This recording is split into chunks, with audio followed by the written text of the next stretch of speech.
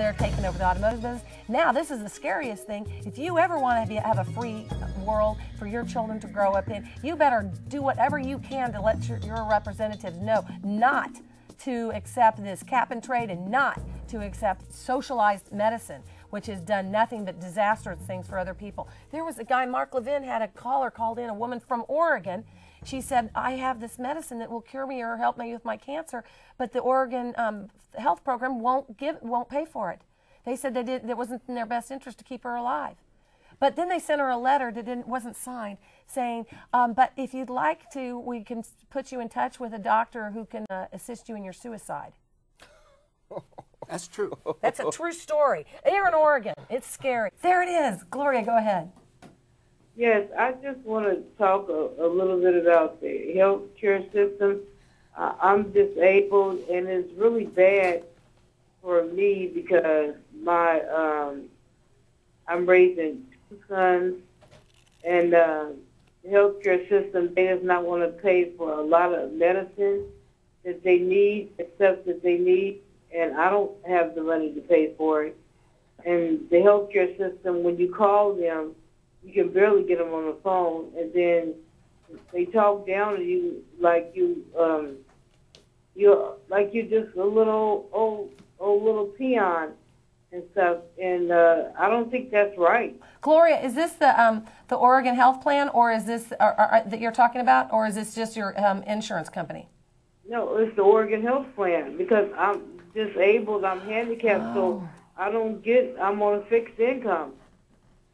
And they just, first of all, if you don't mind, can you tell me the income level, the criteria by which they allow you to be on it? I hear it's extremely stringent in that area. Yeah, well, I get about $687 a month.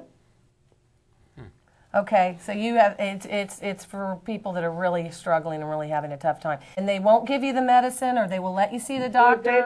They won't pay for my son to have, like, he had 4 teeth that need to be took out, and the dentist told him and sent him letters and let him know that the teeth need to come out, but they wouldn't take them out. How old is your son, Gloria? Gloria? Some kind of letter saying, we can appeal it if we want to. But I don't have time for it. My kid, his mouth is hurting. How old is your child, your son? He just turned 17. Okay, yeah, and then you're going to get real nervous because once he turns 18, they're going to say, sorry, he's not a kid anymore. Then you're going to then they're going to look at his income. Well, I think they separate dental care from medical care, actually. Do they? And I think this would be under a category considered dental care unless you can prove it's a medical problem. And that's why the medical people are probably not going to deal with it. But I think where the issue comes down to is that whether government can do a better job than private industry in providing these types of services. And I'm not sure. I know that there's problems with the private healthcare system, but I'm not sure that government-run healthcare is the solution. Well, Gloria is the epitome. Your story is the epitome of what we're going to have under Obamacare, where the government is not going to give a darn about you. They're going to overpromise, promise you the world, and when it comes time to deliver, they're going to hold back and say, well, I'm sorry, you don't qualify or you didn't meet this criteria. And that's one of the problems with government-administered health care. But I do believe there is a difference between medical and dental. I happen to be in the medical field for a while, about 27 years, and I got to tell you, you got to go back to them and prove that this is a medical problem, because if he does not have these teeth fixed in a timely manner, it's going to lead to all kinds of medical consequences, which could affect him for the rest of his life. So I don't want to get too deep into the medical side of it, but I'm telling you, it's a medical problem if these teeth are that bad. Do you understand, Gloria? You have to position it to the people at the Oregon Health Plan if you can get any help at all, which I'm so sorry. I think there's stories like yours all over.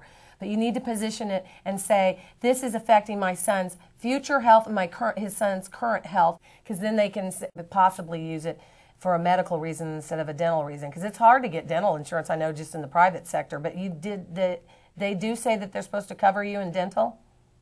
Yes. ODS dental is supposed to be the dental coverage that they give us, but ODS is so limited on everything.